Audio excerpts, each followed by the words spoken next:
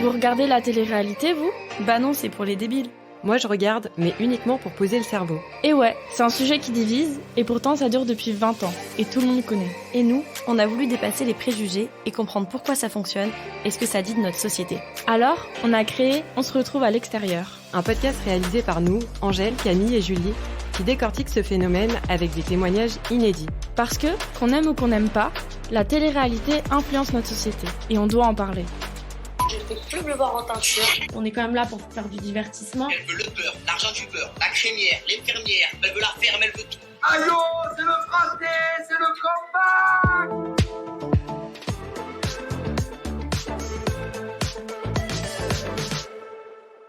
On a vu comment était monté un épisode de télé-réalité. Mais que serait une émission sans ses candidats ? Dans cet épisode, on va s'intéresser à comment sont sélectionnés les candidats avec Victoria, casteuse de télé-réalité.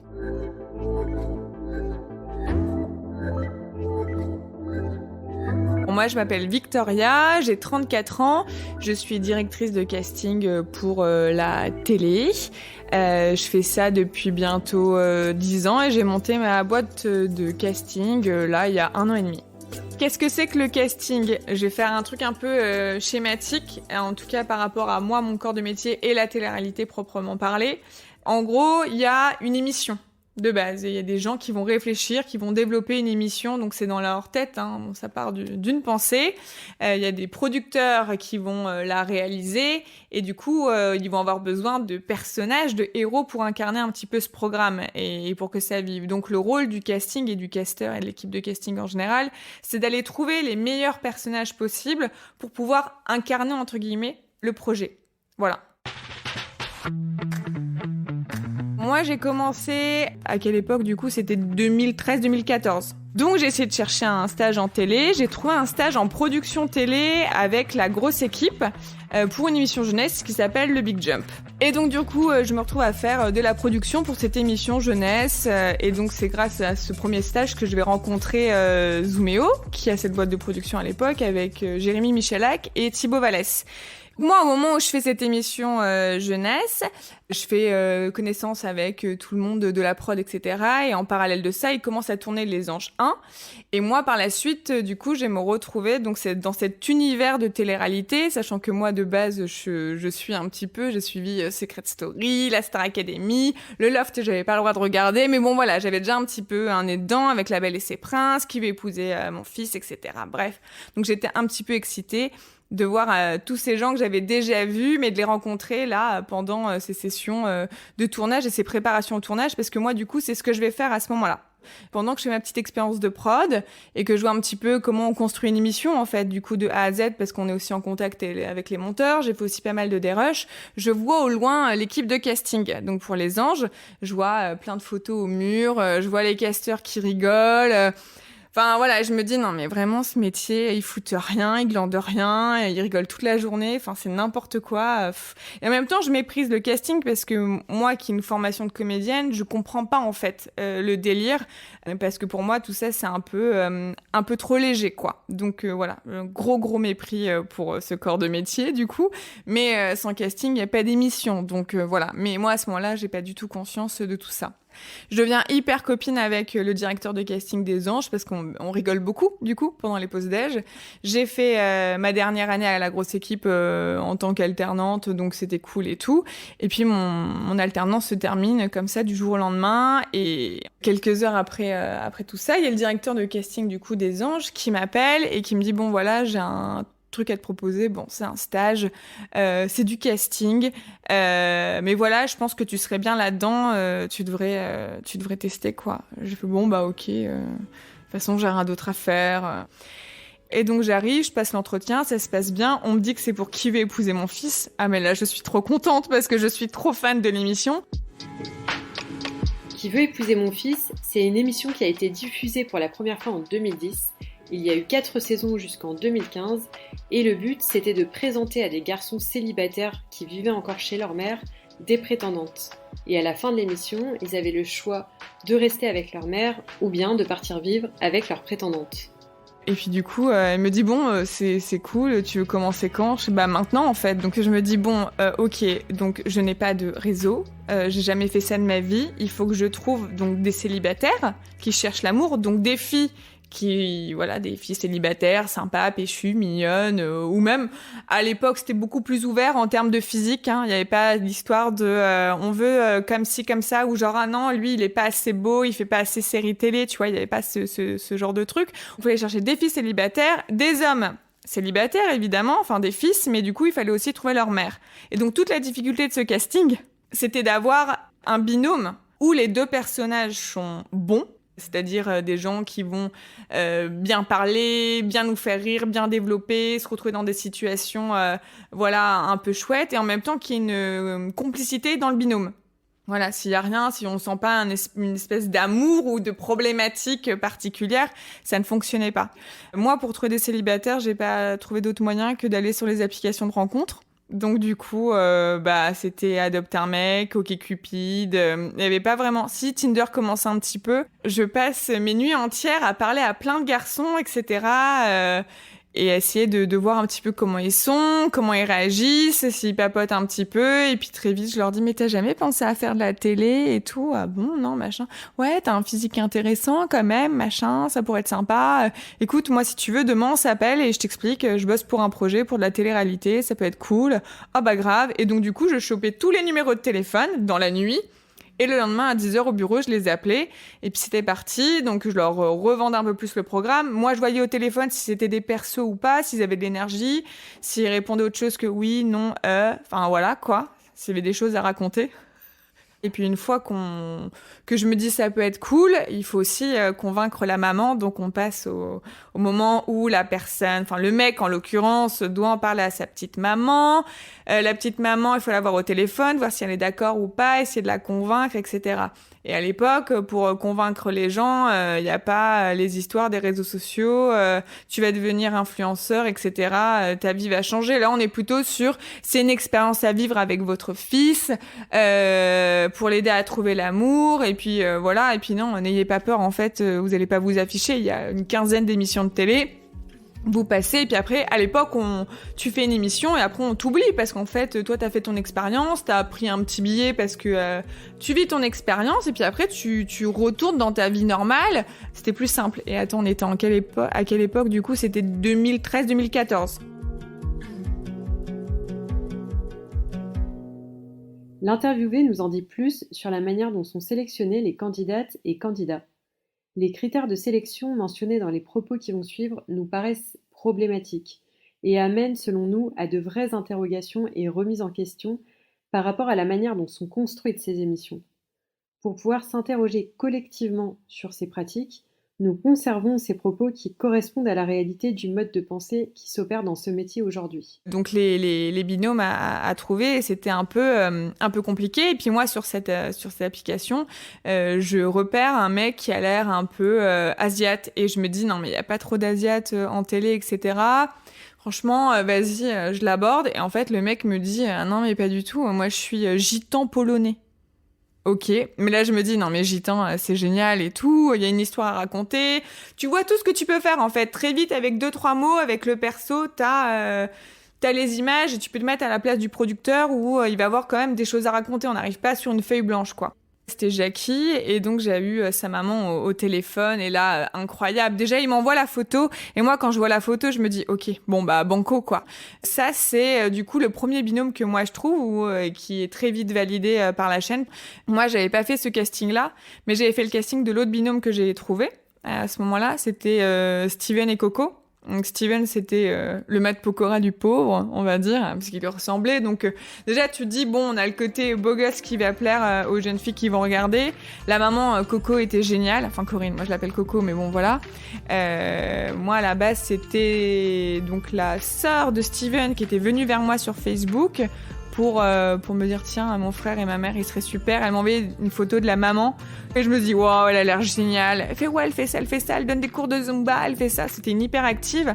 Et donc, du coup, pareil, tu te dis, ça va marcher avec une maman comme ça. Et puis, quand t'as le fils, où tu vois, c'est un peu un dragueur, un tchatcheur, machin, tu te dis, ok, c'est super. Et eux, pour le coup, c'est les premiers à qui j'ai fait passer un casting.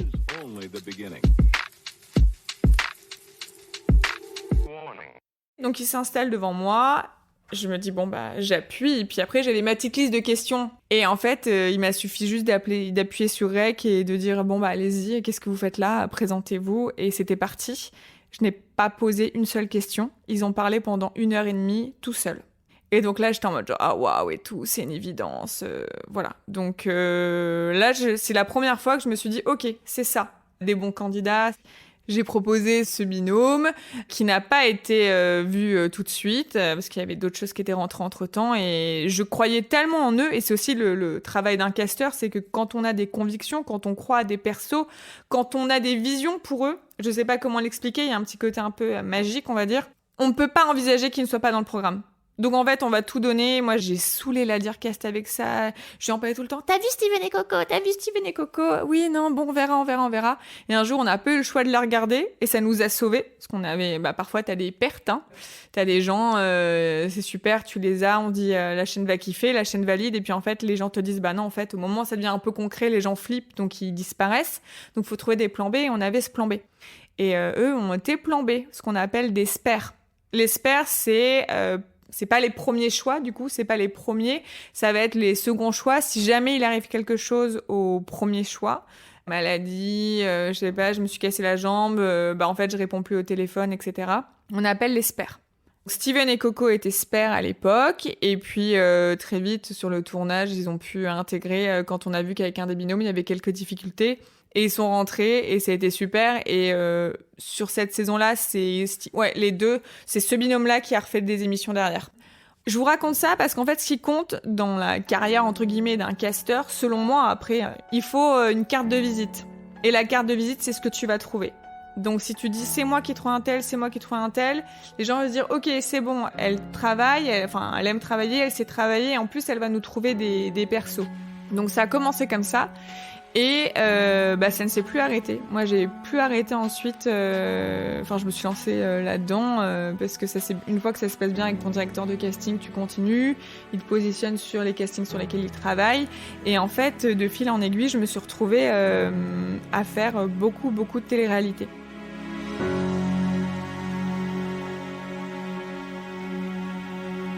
Et donc ensuite, moi, j'ai bossé pour la Villa des Cœurs Brisés, la première saison. Et ils avaient besoin ils voulaient se faire, c'est les anges de l'amour. Donc du coup, ils arrivaient en disant, on a besoin de quelqu'un qui connaît quand même des gens de télé-réalité, qui va pouvoir les recontacter et les positionner sur cette première saison. Et en fait, moi, je me suis rendu compte que j'avais un carnet d'adresses. Et du coup, on m'a positionné là-dessus. Et puis, j'ai pu faire mes premières propales. Et finalement, j'ai fait la saison 1, 2, 3, 4. J'ai pas fait la 5 et la 6. Et là, j'ai fait la dernière. Entre-temps, ensuite, j'ai enchaîné. J'ai travaillé sur Secret Story. J'ai fait Les Marseillais où on est parti en casting sauvage. J'ai fait Les Princes, les 4 dernières saisons. J'ai travaillé sur quoi d'autre? J'ai fait 10 couples parfaits la première saison. J'ai fait Game of Love, j'ai fait quoi d'autre? Beaucoup, je crois que j'ai pas bossé sur toutes les émissions de télé-réalité, mais beaucoup en tout cas. Et ça s'est toujours enchaîné. Donc en gros, moi mon travail, c'est qu'on me dit Vic, on a besoin de X filles, X garçons, etc. Voilà. On veut que notre princesse ou notre cœur brisé trouve l'amour. On a vraiment envie, donc il faut se plier un petit peu aux critères. Qu'est-ce qu'elle attend chez un homme, etc. Donc on va les chercher dans cette direction. Et aujourd'hui, les filles, elles vont pas forcément vouloir un mec super perso, elles vont juste vouloir un mec normal, etc. Donc bon, bref, j'ai différentes lignes conductrices pour ce que je recherche en termes de candidats. Donc t'as des persos, t'as des physiques, t'as des gens normaux, parce que ça fait du bien aussi. Donc je vais ramener tout ça. Moi, je propose ça au producteur, qui là-dedans va dire ça oui, ça non, ça oui, ça non. Il fait un premier tri.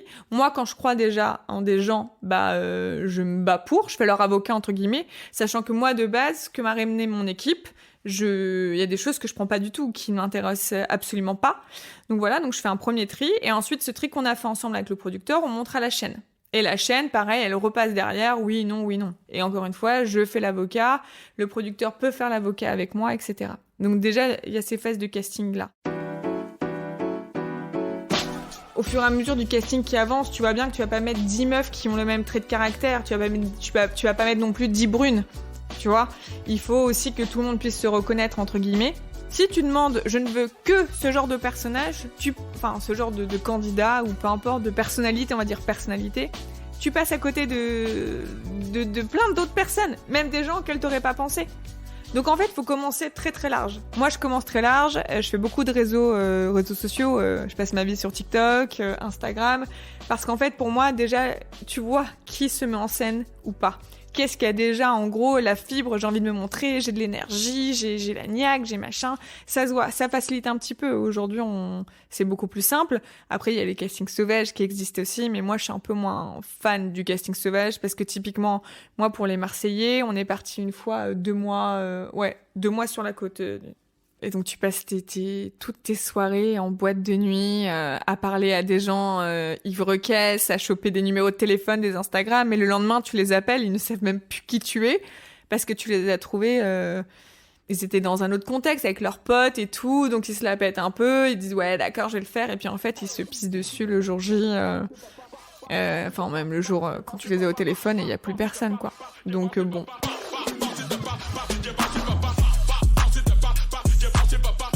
Alors, en casting, c'est souvent plus ou moins la même chose. Après, ça dépend l'émission pour laquelle on bosse, parce qu'il y a des choses qu'on a envie d'avoir en fonction de la thématique. Là, typiquement, pour les 50, s'il y avait eu que des anonymes, ils auraient posé des questions sur la compétition, etc., machin. Quand c'est de l'amour, on va rester globalement sur l'amour.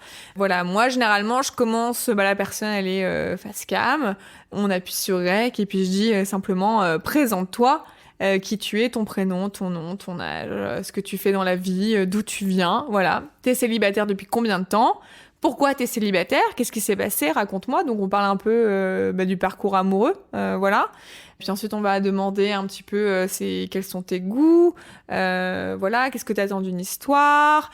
Aussi me parler un peu de ton caractère, comment les gens se définissent, c'est intéressant de voir un peu comment les gens se voient. Donc tu vois très bien quand la personne est pas du tout consciente de qui elle est, quand elle te dit je suis pétillante et pleine de vie. Enfin, tu vois, ça arrive beaucoup.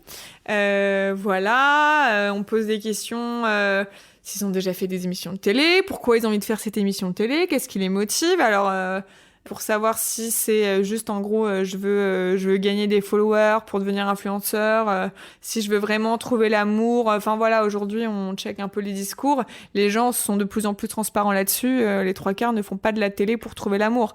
Ils voient très bien que les héros qui suivent depuis quelques années, voilà, ils ne cherchent pas forcément...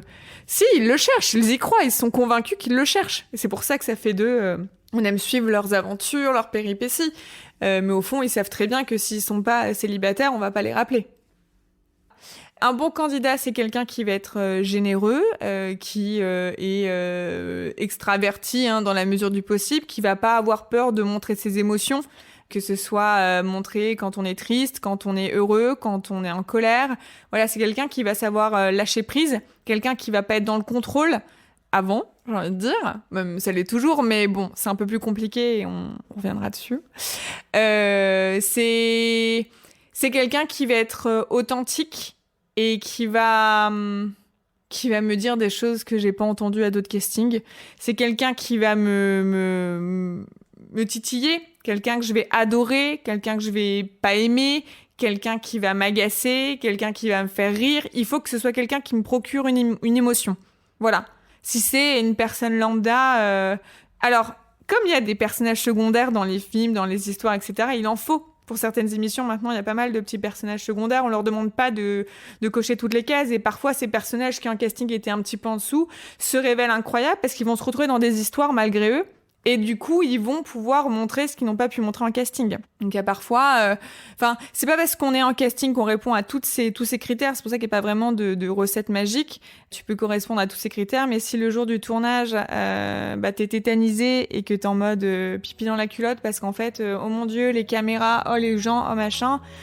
voilà, on peut être très à l'aise dans la vie de tous les jours avec ses amis, sa famille, les gens qu'on croise, et être complètement déstabilisé face à 3-4 caméras et des équipes de journalistes, ou au contraire, l'inverse aussi fonctionne très bien.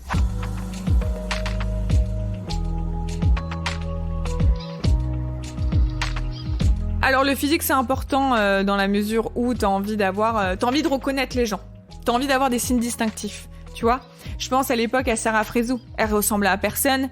Elle était très grande. Elle était, imposante. Anthony Lyricos. Donc c'était, pareil. On le reconnaît entre 1000 et il y en a pas 10 000 en fait. C'est pour ça que le physique il va être important parce qu'il y en a pas 10 000 comme ça. Donc ça, c'était à l'époque où on pouvait aller sur des profils, comme on disait, atypiques, mais en fait, c'est des profils qui existent dans la vie de tous les jours. Et après, aujourd'hui, le souci qu'on va avoir par rapport au physique, c'est que comme on prend des gens qui ont déjà fait de la télé, dont on suit les aventures, ils ont des critères. Et comme on sait que la télé-réalité, ce sont des histoires d'amour, il faut qu'il y ait des histoires d'amour. Donc si je ramène quelqu'un qui correspond pas aux critères, aux attentes du personnage qu'on connaît bien, du candidat qu'on connaît bien, il y aura pas d'histoire d'amour possible. Moi, j'ai un contact de A jusqu'à Z avec les candidats. Je suis avec eux sur le tournage. Les derniers tournages que j'ai fait, j'étais avec eux pour aussi être là, juste là pour discuter, savoir si ça se passe bien, les remotiver quand c'est nécessaire, parce qu'il peut y avoir des petits coups de mou. C'est dur, c'est fatigant, c'est éprouvant. Donc faut être là, faut les rappeler en fait, parfois c'est toi qui es venu à moi, tu te rappelles ce que t'avais envie, t'as réussi ton casting, moi je t'ai défendu, je crois en toi, vas-y, fonce. Mais après si tu te sens pas, on arrête, c'est pas grave, là ça peut être bientôt fini, il y a pas de problème. Enfin tu restes pas en souffrance sur un tournage, on n'a aucun intérêt de toute manière.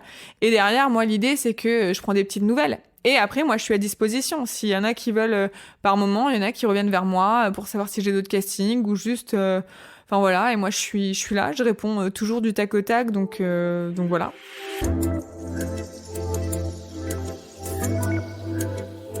Et après, il y a le sujet du psy dont il faut parler. Pour faire une émission de télé-réalité, avec... alors maintenant, il n'y a plus de télé-réalité d'enfermement, mais dans une maison, avec d'autres gens, etc., où tu tournes... C'est des journées qui sont très longues, ils dorment pas beaucoup, donc il faut pouvoir avoir les épaules pour. Il y a un passage avec la psy. Et il y a la visite médicale aussi. Donc en fait, les personnages vont passer un entretien avec la psy, et c'est la psy qui va dire oui, non, oui, non, oui, non. Voilà. Il y en a, ça va être oui, c'est sûr, non, c'est catégorique. Et il y en a qui vont dire bon, oui, mais. Donc ça, on le sait, ceux qui sont oui, mais. Ils sont pas en majorité, heureusement. Et donc, ensuite, moi, j'explique toujours avec les gens, quand ils vont faire une émission, moi, je les briefe toujours. Attention, là, tu vas partir dans une émission, tu passes le psy, etc., machin. Ça s'est bien passé, tout est validé. Sache que si jamais il y a un souci pendant le tournage, tu as des gens qui sont là pour parler avec toi et tu peux demander à parler à un psy si besoin. Il y a des nounous qui sont sur le tournage pour les accompagner. Moi, j'étais sur les tournages, donc je les accompagne également. Et derrière, s'il y a besoin d'un suivi, moi, il y en a quelques-unes je parle souvent des filles, qui m'ont appelé à la suite du tournage, parce que je fais aussi le service après-vente. Comment t'as vécu ton expérience, comment tu te sens, etc. Il y en a qui vont dire ok, c'est bon, et il y en a, je vais sentir, va y avoir un petit flottement. Je fais est-ce que t'as besoin de parler à la psy ou pas? Et dans ce cas-là, je fais un mail et ils prennent le relais.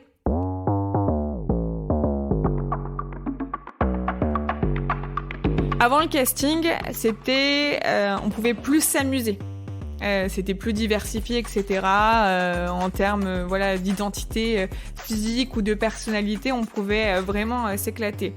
Aujourd'hui, avec les réseaux sociaux et le fait qu'on rappelle les mêmes candidats et que du coup, candidat soit même limite devenu un métier, ça change un peu la donne en termes de casting. Parce qu'on va devoir faire un casting en fonction des histoires qu'on récupère d'une émission à une autre émission. Va falloir qu'on soit attentif à leur fréquentation extérieure. C'est pour ça que souvent il y a les amis, les cousins, les machins, parce qu'en fait on a déjà vu sur les réseaux sociaux, donc c'est-à-dire c'est la suite de l'émission mais dans la vraie vie. Il fallait récupérer ça, donc il fallait repérer ces personnes-là. Ces candidats, limite, ne passent même plus de casting, ils n'ont plus besoin. On sait qu'ils connaissent, comme on dit, le taf. Ils vont arriver sur un tournage, ils vont faire de la séquence, comme on dit, on n'a rien besoin de faire. Ils vont savoir qu'on veut des histoires d'amour, qu'on veut des petites trahisons, qu'on veut des querelles. Et voilà, sinon on se fait chier, littéralement. Donc ça, ils le savent. Donc eux, pour le coup, sont eux-mêmes, parce on les prend pour ce qu'ils sont. Ce qui est plus difficile, ça va être de révéler de nouvelles personnalités, parce qu'aujourd'hui, quand on commence une émission, on est tous sur le même pied d'égalité, on est au niveau 0, on n'a jamais rien fait, on a plus de chances d'émerger. Quand t'arrives dans une émission et que la moitié du casting, les 3/4 du casting, ce sont des gens qui font ça depuis 4, 5, 6, voire 10 ans, c'est dur d'émerger. Moi, il y a plein de gens que je vois en casting qui sont géniaux, je vois très bien leur potentiel. Arriver sur un tournage, ça prend pas. Aussi parce que les candidats qui sont déjà bien installés ont pas forcément envie qu'on leur prenne trop la couverture et ça se sent. Il y a les histoires de « je te donne pas la lumière, je te donne pas... » Genre, je te donne... Bref, je rigole parce que je trouve ça un peu petit, quoi. Et aussi, il y a la difficulté de certains qui sont géniaux comme ils sont, et on les prend pour leur authenticité, mais qui arrivent sur une émission et qui vont changer, qui vont switcher dans leur manière de parler, dans leur manière d'être, parce qu'en fait, ils sont matrixés par ce qu'ils ont vu depuis des années et qui se disent c'est ça qu'il faut faire, moi j'ai compris. Alors qu'en fait, j'arrive et je fais non, de base, je t'ai choisi pour toi.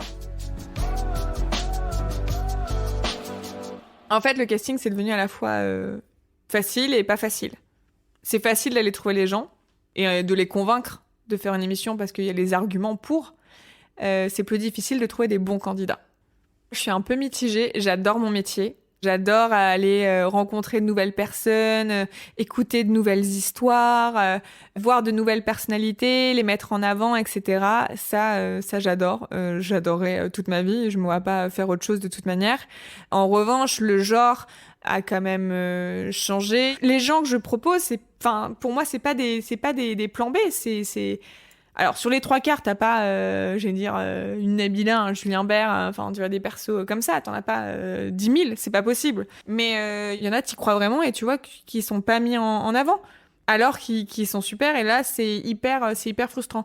Donc, il y a une frustration dans mon métier, mais à côté de ça, y a quand même des personnages, des candidats qu'on arrive à mettre, qui arrivent à tirer leur épingle du jeu, qui arrivent à aussi changer la donne, ça change leur vie, et ça c'est quand même trop cool aussi à voir.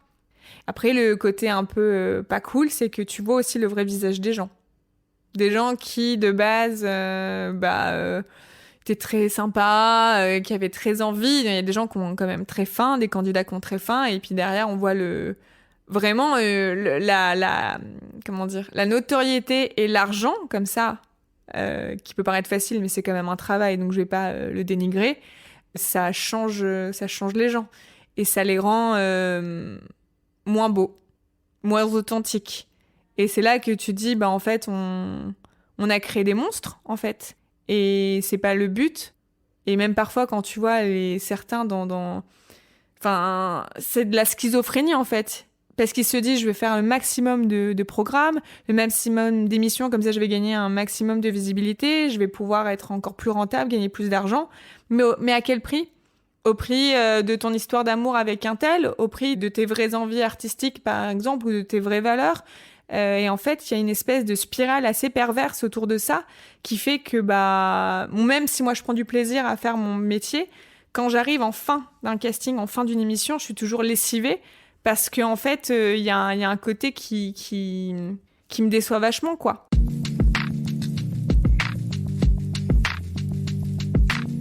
Alors, moi, j'adore la télé-réalité à l'ancienne. Quand il y avait les candidats bruts de décoffrage, qui savaient pas trop ce qui se passait, qui se laissaient driver, qui captaient pas, et surtout l'enfermement. Et l'enfermement, c'était vraiment des vraies conditions où tu peux pas tricher en tant que candidat. Parce qu'en fait, tu ne sais pas ce qui va te montrer. Aujourd'hui, quand tu tournes une émission de télé-réalité, t'as 4 caméras, grand max. Donc en fait, ils peuvent pas capter tout ce qui se passe, et eux savent quand ils sont filmés. Donc c'est-à-dire le reste du temps, ils peuvent dire tout et son contraire, et en fait, eux-mêmes se positionner dans un rôle qu'on leur a pas demandé de faire, qu'ils font tout seuls comme des grands, limite, ou voire qu'ils devraient pas faire d'ailleurs. Et puis, ils font leur sauce, et donc ils savent très bien ce qui peut être monté ou pas. C'est-à-dire que le candidat a le contrôle de ce qu'il fait. Donc, il se laisse plus porter. Et donc, il y a moins d'authenticité. Et ça, le public le sent.